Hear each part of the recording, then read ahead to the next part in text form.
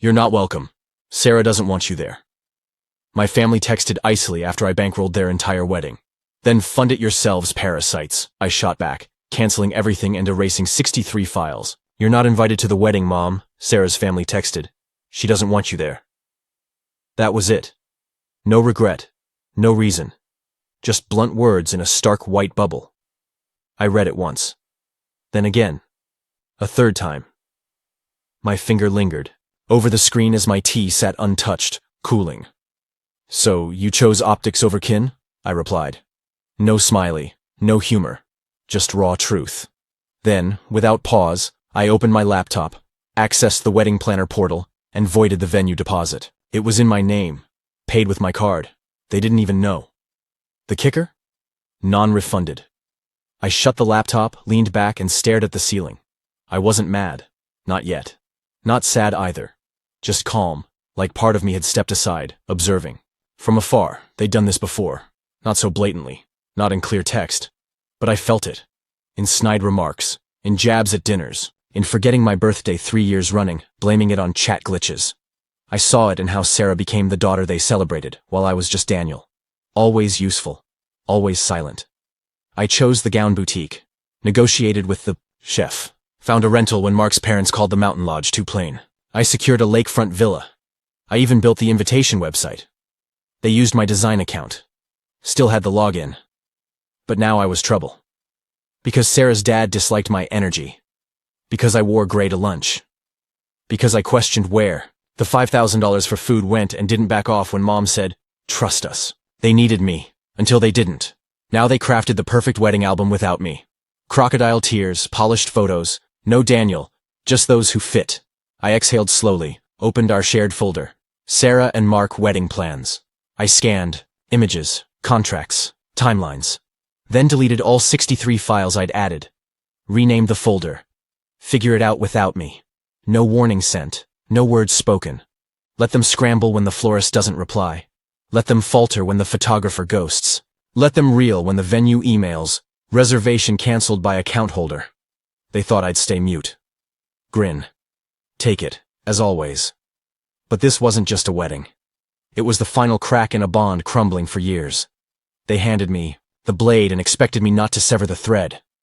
They wanted me gone. Wish fulfilled. But they didn't expect me to take my contributions with me. And I was only beginning. Ask them, and they'll say I was too fragile. That I took things too heart. That I spun chaos from nothing. But let's rewind 6 months. A Thursday evening. Sarah called, sobbing. Mark lost his job. They were 3 months behind on their city loft rent. The landlord threatened eviction by Monday without full payment. I didn't hesitate. I wired $6,200 from my savings, urging her to call if she needed more. That was my third bailout that year. First, Dad drained his pension and needed $8,500 to dodge penalties. Second, Mom forgot Sarah's bachelorette rental was on my card, and her friends trashed it. I tracked it all. Kept records. Not to weaponize, but to confirm I wasn't delusional for feeling like my family treated me as a silent ATM. It wasn't just cash. It was their attitude after. Like I was a servant. A stagehand. Once, while I fixed Mom's roof in a downpour, Dad quipped I should be a handyman since I lacked the grit for real work. They all chuckled. Even Sarah. When I raised it, Mom called me oversensitive. Said Dad was traditional. Traditional? That same man once locked me out in high school for wearing a leather jacket. Maybe she was right. Maybe I was too emotional. When Sarah got engaged, she told me via video call, Mom and Dad beaming behind her. They'd orchestrated the proposal, with Mark, even helped pick the ring. Me? I learned through a screen. I should have seen the pattern, but I thought if I kept giving, they'd eventually value me. I paid $1,000 for engagement photos, built the wedding site, crafted custom invites, covered the venue deposit when Mom's card failed. I constructed their wedding brick by brick while they tossed me crumbs and called me chill. Then the text hit. First, Aunt Clara. Heard you're uninvited to the wedding. True? Then Uncle Frank. Did you upset Mark's dad? Curious. Finally, the post that shattered me. A Facebook photo. Sarah and Mark with my parents by a rustic barn lit with fairy lights. Caption, proud of our clan, excited to celebrate, with the right crowd. The right crowd? I wasn't tagged. A friend commented, will Daniel be there? He's always a riot. Sarah replied, "Small guest list, only those we trust." That night, I didn't sleep. I pored over receipts, emails, call logs, seeing it clearly. I gave endlessly, asking nothing back. A week later, a family group text. "Hey all, can we pitch in for Sarah's bridal shower decor? Daniel, since you're a whiz online, can you whip up an RSVP page? XOXO. I ignored it. 10 minutes later, Sarah DM'd, "Can you stop sulking? And just do this?" I chose otherwise. I accessed the wedding portal, canceled the $4,200 deposit. Non-refunded? I'd picked insurance at booking, a detail they missed. I claimed family dispute, got 90% back. Then I logged into the design platform, wiped every file I made. Invites, seating charts, signs. Created one new file. Let Mark's dad fix it. Shared it with the family. That's when it erupted. 3 hours later, Mom called frantic. "What are you doing? This humiliates us," I said. "Yes, that's the point." Dad called, yelling, "You've always envied Sarah. You hate her success." I pulled the phone away, hung up. My phone buzzed nonstop. Sarah posted a cryptic Instagram story. The closest ones cut deepest. Mom shared a photo of Sarah in tears, captioned, "Nothing hurts like your son ruining your daughter's day." Messages flooded in. Some cousins asked, "You okay?" Most accused, "Why sabotage her wedding?" I ignored them. Then a package arrived, a plain envelope, no sender. Inside, a printed screenshot of a private chat, Sarah and her bridesmaids. She wrote, "We'll get Daniel to pay for the dessert too. Just guilt him as the only brother. Works every time." A bridesmaid added, "Mark can't stand him. Says Daniel's weird, lol." Another, "He's not coming to the wedding. I'll ensure it. Watch." On top, a sticky note in familiar handwriting.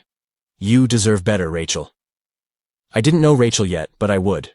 And once I did, everything changed. Rachel didn't just have screenshots, she had voice recordings. Hearing them, I knew my next move. The rehearsal dinner was at a pretentious winery, 30 minutes from town. They called it rustic elegance. I saw overpriced wine, string-lit oaks, and forced charm. I arrived sharp, composed, not for the meal, to end it all. I entered during the toast. Sarah laughed. Mark's arm was around her. Dad looked stiff. Mom avoided my gaze. They hadn't expected me. To them, I was the bitter brother lurking in shadows. But I wasn't bitter. I was finished. I strode to the front. "Pardon the interruption," I said, clinking a glass. The room stilled. Someone chuckled nervously. Sarah scowled. I pulled a small speaker from my coat, set it on the table, and held up a USB drive. Mark stood. "What's this?" he demanded. I met his eyes. "What you truly deserve." I hit play. Sarah's voice first, laughing. "We'll make Daniel cover the dessert too. Just lean on him as the only brother. Always works." Silence shattered. A gasp. A spoon clinked. No one stirred. I stood firm. Then Mark's voice. "I don't even like him. Daniel's off-putting, lol." Mark's face paled. Sarah lunged for the speaker. I blocked her. "Sit," I said, not asking. The final clip. Sarah, icy. "He won't be at the wedding. I'll make sure. Watch." I stopped the audio, faced the crowd. "Questions?" Mark tried to speak, fell silent. Dad rose, livid. "This is appropriate? This timing?" "Sit," I snapped. He did. I turned to Sarah. "I've spent over $18,000 on your wedding," I said. "I built your site, booked your venue, paid your florist. I did it thinking we were family." Sarah shook, tears smearing her makeup. "You don't get it," she started. "No," I cut in. "You don't. Never have." I pulled a folder, printed. Screenshots, texts from Mom and Dad, PayPal receipts, invoices, a chat where Sarah called me their free planner. I handed it to Mark. "Still want her?" I asked. He stared, mute. A woman in a navy blazer stood from the back, badge on a lanyard, phone in hand. "Hi all. Sorry to intrude," she said. "I'm Emily, Daniel's former colleague. I run a cyber forensics firm." She faced Sarah. "Daniel asked me to verify the files." She raised her phone. "This audio's authentic, no edits, from a cloud backup of your old number. I've got metadata to prove it." Sarah's jaw dropped. Mom gasped. Dad muttered, "A stunt?" Emily smiled thinly. "Hardly." Then the twist. Mark looked at Sarah. "You said Daniel threatened you, called you names, was unhinged." He waved the folder. You lied. She clutched his arm. No, Mark. Don't, he said. The room erupted. My aunt yelled. A glass shattered. Mom's voice cracked, unable to speak. I stood still, calm, watching. At the chaos's peak, I spoke once more. I'm not attending the wedding. You decided that. But now you'll do it without my money, my help, or my silence. To my parents, you cut me out when I stopped being your tool, so I'm done. As I turned to leave, Mark's voice rang out. This is over. Sarah's scream pierced the air, sharp as splintered glass. Not here, she cried. Oh, I said. But he just did. I didn't return home after. I avoided highways, taking a quiet road north to nowhere, signal-free. A month prior, I'd leased a cabin in a remote hamlet of 600 souls. One cafe, one fuel stop. No one knew me. Perfect. I paid 6 months up front. No trace, just serenity. For 3 days, I kept my phone off. No emails, no calls. I spoke to no one. Sat on the porch with a thermos of dark roast, hearing sparrows squabble over unclaimed branches. I wasn't proud. I was free. No tension headaches, no guilt, no pleas for cash, no feigned care to secure favors. On day 4, I went to town, enrolled in a course I'd always craved but never dared. Rare book restoration at a local college. Old manuscripts, faded letters, lives preserved. For once, I was among things that endured.